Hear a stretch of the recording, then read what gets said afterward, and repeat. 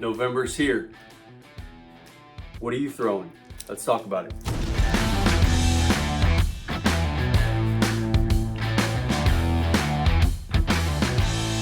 All right, as I alluded to on the intro, right, let's talk about some of the lures that we're gonna use, that I'm gonna use for November. And so right now, the tide is still super high in my fishery here in Texas. Obviously, water temperatures have certainly come down from summertime and fall. Those fish are getting a little bit more predictable in terms of their patterns, but they're still scattered because that water level is pretty high, right? And what happens is a lot of the bait fish in the fishery, now they're able to get in some places that they weren't able to access earlier in the summer. And now those fish are kind of scattered, they're spread out, targeting that bait in certain areas where you typically wouldn't fish, right? Because it just wouldn't have the water level over the top of some of these locations, right? So how do you fish that? As a power finesse fisherman, it's kind of right in my wheelhouse, covering water, and then once you get a bite, picking that apart. That is really, if I had to describe my fishing style, it would be a power finesse person, right? And so how do I do that? One, like I said, I cover a lot of water. How do you cover a lot of water? You get a couple of lures that kind of fish along those lines. So the first that I have, and I'll talk about a couple, is smaller, again, soft plastics on 1/8 ounce jig heads. Again, jig heads could vary based on your fishery. Down south lure, southern shad, the smaller version, a matrix shad, paddle tail, and then basically a mirror lure, Little John. And what that allows me to do is cover a lot of water. So as I'm progressing through my wade, or if you're fishing out of a boat, think of it that way, you're able to kind of cover down, a stretch of bank, maybe a point, maybe a bayou or whatever it is, but you're able to just kind of work that bait pretty continuous, cover 10 feet at a time, but just kind of pick it apart until hopefully you get a bite. Nothing happening there, basically shifting gears. And other ways in which I can do that is through a Soft Dine XL. So the Soft Dine XL, I like the smaller profile of a Soft Dine XL versus like a Fat Boy floater or a regular traditional Fat Boy. But the Soft Dine XL, again, a smaller, more compact bait. I'm able to kind of rip it through there, kind of slow descent on some of those areas that may not have a ton of water over the top, and then just kind of see what that fish's behavior is.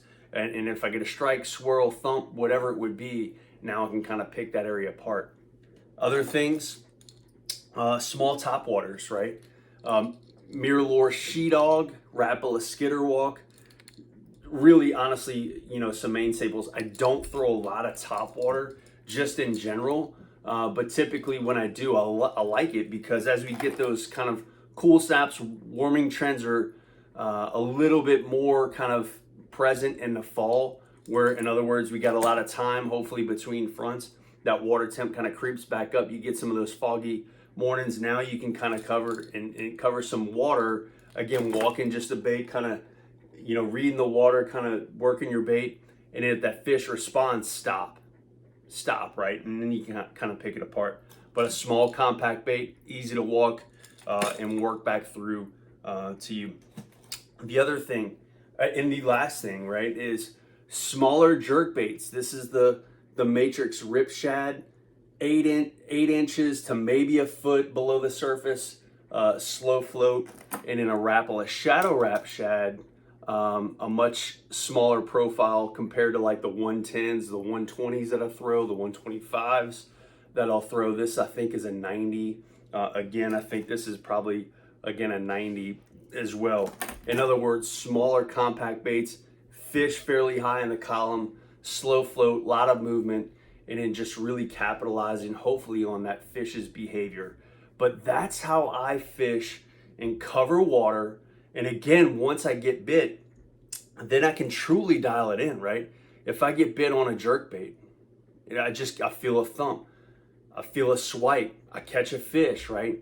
And then if I can replicate that, and then it depends on also too where the fish is hooked. If it's on the outside of the mouth, on top of the head, in the mouth, that tells me a lot. I can then dial it in whether or not they want a different style of jerkbait, or even if they want a different, maybe they want a slow descent of a soft dine XL.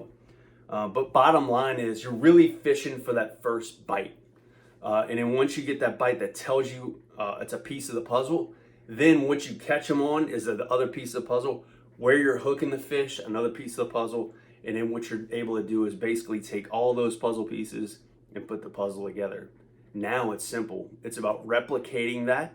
It's about applying what you've seen. And then now it's about having that consistency. So again, simple lures, smaller in profile, easy to fish, covers a lot of water, fishing for that one bite. Once you get it, power finesse the heck out of it and pick it apart. So until next time, guys, tight lines, God bless. Take what you need, release the rest. God bless.